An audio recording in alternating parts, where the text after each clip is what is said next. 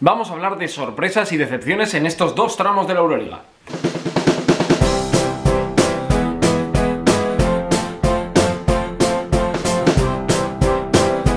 Muy buenas y bienvenidos a mi canal. Hablemos de básquet, hablemos de Euroliga y como bien os decía, sobre esas sorpresas y decepciones que me han dejado estos dos primeros tramos de la competición. Quedan 9 jornadas y en este impasse de la 2021 me apetecía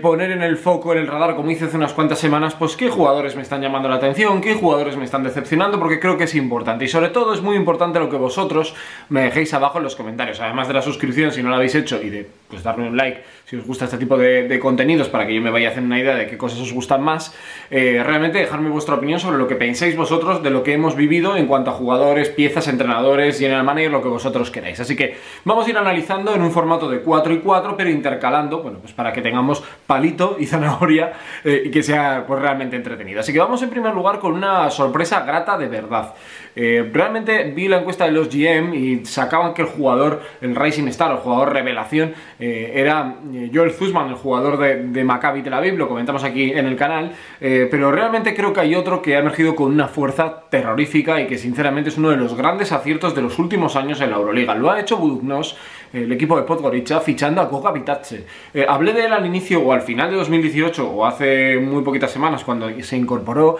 porque era un jugador llamado a estar en primera ronda del draft de la NBA, pero es que realmente el impacto que está teniendo es de uno de los mejores pivots de toda la competición. Se está saliendo, está dejando highlights por todos sitios, está en 15 puntos, 7 rebotes, una asistencia, 3 tapones por encima de Walter Tavares. Es cierto que la medida no es la misma, la cantidad de partidos, pero Goga Bitadze no tenía experiencia al altísimo nivel y lo está demostrando que es uno de los mejores centers de la competición. Vamos a ver qué es lo que pasa, porque supongo que saldrá drafteado en una parte muy alta. Esto es un test de fiabilidad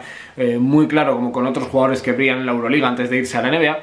pero no me extrañaría, uno, que se marchara directamente, o dos, que algún otro equipo todopoderoso pusiera dinero encima de la mesa para que se quedara 1 o 2 años más, porque de verdad, si da el paso físico, creo que es uno de los pivots más interesantes que han salido del baloncesto europeo en los últimos años. Goga Bitadze, hay que anotarlo, y yo la verdad que cuando lo vi, y vi unos cuantos vídeos sobre él y traté de buscar información, me esperaba que iba a tener un buen impacto, pero no 14-7, la verdad, no os voy a engañar, y sinceramente está siendo una de las grandes noticias de esta competición. Y en cuanto a algo negativo, quiero ir rápido a algo que estabais esperando todos. Mi opinión sobre Pitino, que ha dejado unas declaraciones además en las últimas semanas en las que ha dicho que es su último, o que es un trámite, un tiempo de descanso el que se está tomando aquí, y que el año que viene le dirá todas las claves a Yiannopoulos para ganar la Euroliga y poder ganar todos los títulos posibles con el conjunto griego. Y sinceramente creo que la llegada de Rick Pitino es una decepción. Balance de 2 victorias y 4 derrotas. Los triunfos fueron en casa, es cierto que ante CSKA de Moscú, uno de ellos, un equipo de un empaque tremendo, pero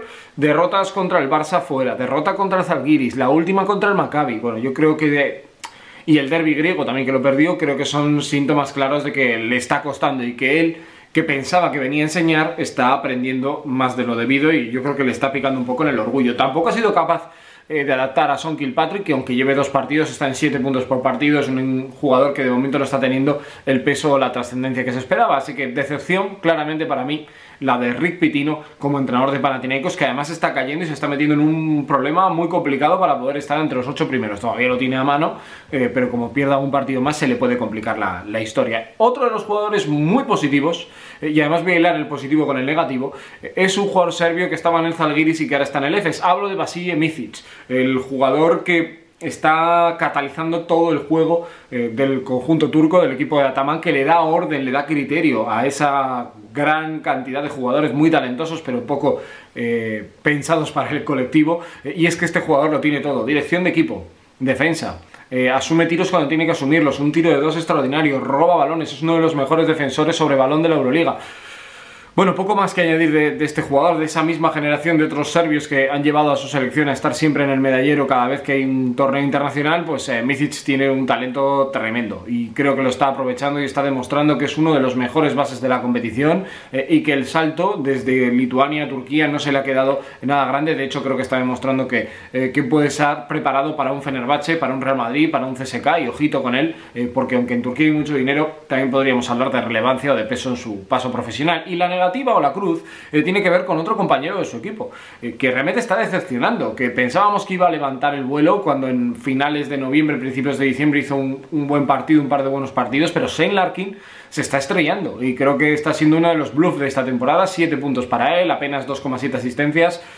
Está lejos de ser el base que maravilló en Vitoria, que jugó bastante bien en el primer tramo con Boston Celtics, siendo un jugador que salía desde el banquillo y les daba cierto refresco en un rol distinto al que tuvo con Sid Alonso en Castells, pero creo que es un jugador venido a menos y sinceramente se equivocó también. Y sé que estoy diciendo mucho lo de sinceramente, pero me estoy sincerando. Realmente se equivocó eligiendo Turquía. Más que nada no se equivocó en esto, pero sí se equivocó seguramente teniendo pues un rol deportivo muy lejos del que se esperaba, porque todo el mundo pensábamos que iba a ser Larkin, Micic, Boboa, pero es que Larkin está mucho tiempo fuera y muchas veces no tiene apenas oportunidades y se ha quedado como un segundo base. Y otro de los aspectos positivos que me está gustando mucho es la irrupción de un jugador que es un tapado, y que se habla poco de él dentro de un equipo tan especial. Aquí en el canal hemos hablado mucho de él porque es un jugador que personalmente me gusta, que es ahora mismo el segundo máximo anotador de la competición y el cuarto máximo reboteador. Y no es un pivot, es un alero reconvertido al 4. Will Clyburn. Se habla mucho del chacho, que hay que hablar de él. Se habla de DeColo, se habla de Higgins,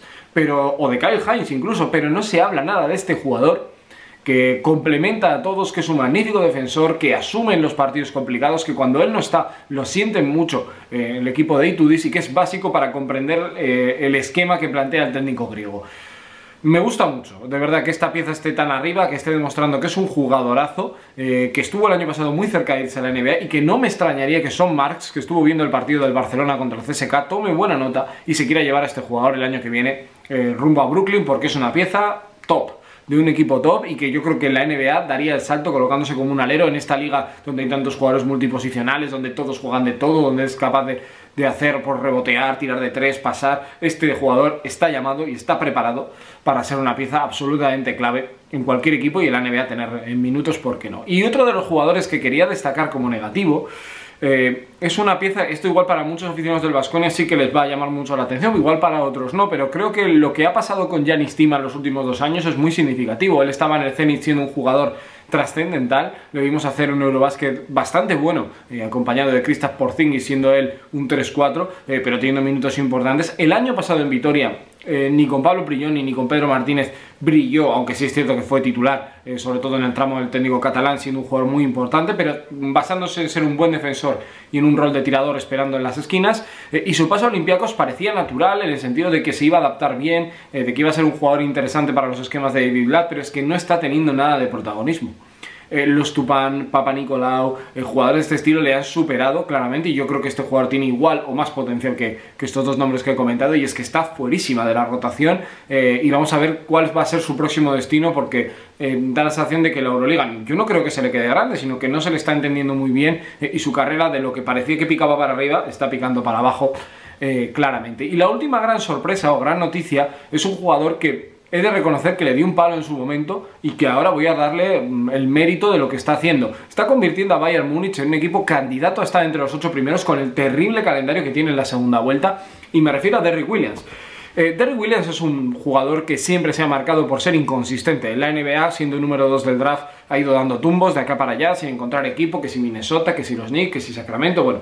Todo el mundo conoce más o menos la historia de este jugador, pero parece que para Europa físicamente está muy preparado, es un 2 metros y algo, que tiene capacidad para tirar de 3, que es un buen reboteador, que juega bien echando la mano al suelo, que no es un especialista defensivo, pero tiene físico y condiciones para ser un correcto defensor, y se está reivindicando con numerazos, con esos 14 puntos por partido, siendo una pieza muy clave en los sistemas de Radonjic, que también habrá que darle mérito, porque no es el primer americano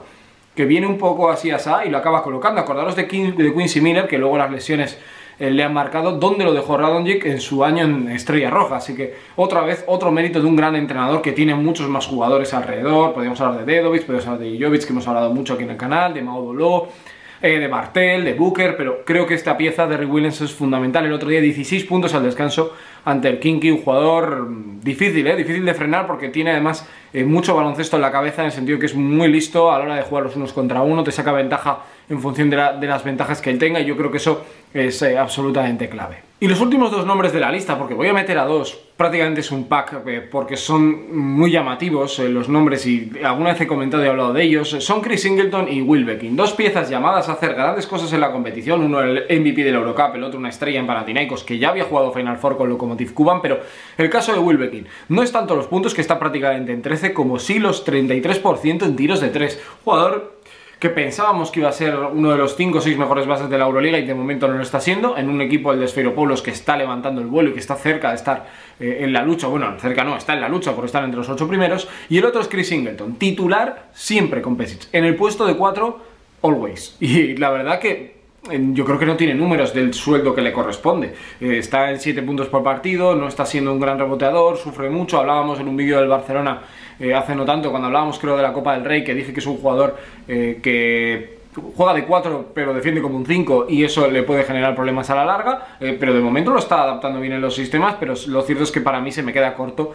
tener los números y los porcentajes que está teniendo Chris Singleton en este equipo. Así que hasta aquí el vídeo de hoy, espero que os haya gustado, darle like si es así y sobre todo ahora es vuestro momento, que en los comentarios me dejéis todo lo que penséis sobre estos jugadores que están marcando realmente la Euroliga y que son sorpresas y decepciones. Seguro que me dejo alguno, así que estaré muy atento a lo que me digáis. Nos vemos en el próximo vídeo, hasta luego, adiós.